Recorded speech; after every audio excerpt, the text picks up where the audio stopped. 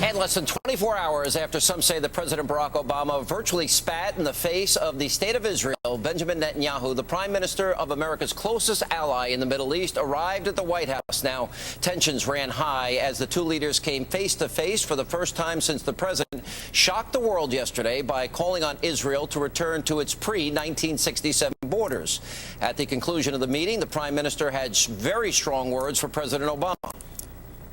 While Israel is prepared to make generous compromises for peace, it cannot go back to the 1967 lines, because these lines are indefensible. Before 1967, Israel was all of 9 miles wide, was half the width of the Washington Beltway. And these were not the boundaries of peace. They were the boundaries of repeated wars.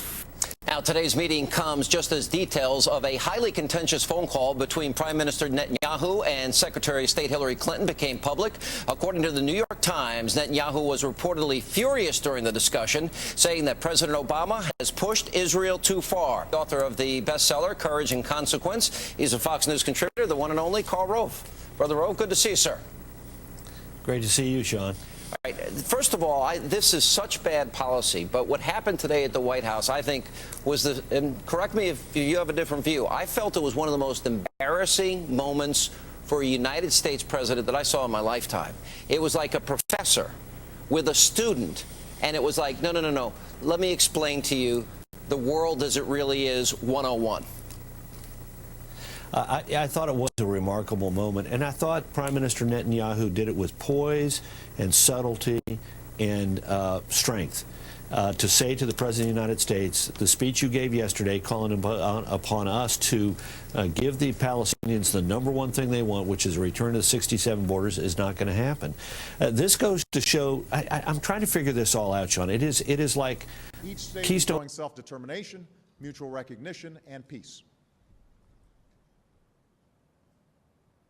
So while the core issues of the conflict must be negotiated, the basis of those negotiations is clear: a viable Palestine, a secure Israel. The United States believes that negotiations should result in 2 states with permanent Palestinian borders with Israel, Jordan, and Egypt, and permanent Israeli borders with Palestine.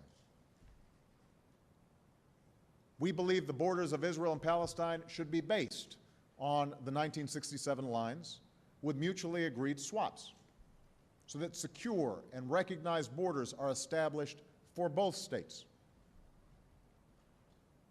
The Palestinian people must have the right to govern themselves and reach their full potential in a sovereign and contiguous state. As for security, every state has the right to self-defense, and Israel must be able to defend itself. We both agree that a peace based on illusions will crash eventually on the rocks of Middle Eastern reality, and that the only peace that will endure is one that is based on reality, on unshakable facts.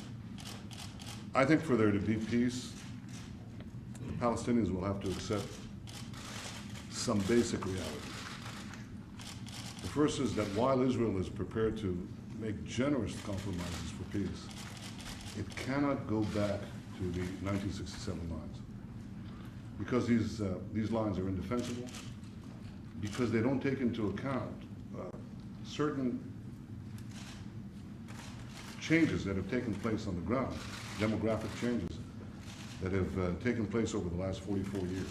Apparently they weren't listening when President Bush made the same exact point back in 2005. Any final status agreement must be reached between the 2 parties, and changes to the 1949 armistice lines must be mutually agreed to. For years, the U.S. and Israel have agreed that the borders Israel had from the Arab armistice in 1949 to the Six-Day War in 1967 would be the basis for peace. In fact, in 2008, the former Prime Minister of Israel, Ehud Olmert, said, quote, "We must give up Arab neighborhoods in Jerusalem and return to the core of the territory that is the State of Israel prior to 1967.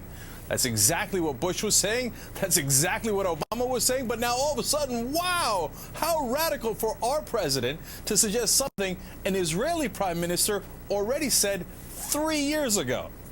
Yet Republican politicians are ignoring all of that history anyway and attacking President Obama for somehow betraying Israel.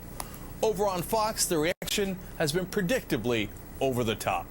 Former Massachusetts governor, GOP presidential candidate Mitt Romney charged, quote, President Obama has thrown Israel under the bus. Well, more like a bus full of suicide bombers. What Obama did today is to tear up that agreement. Let me tell you how this ends. It ends with the destruction of Israel. When President Bush was in favor of the 1949-67 borders, that was a terrific and statesmanlike thing to do. When President Obama says it, he has destroyed Israel. Look, that is as significant a case of Obama derangement syndrome as you will ever see. And I don't think this patient can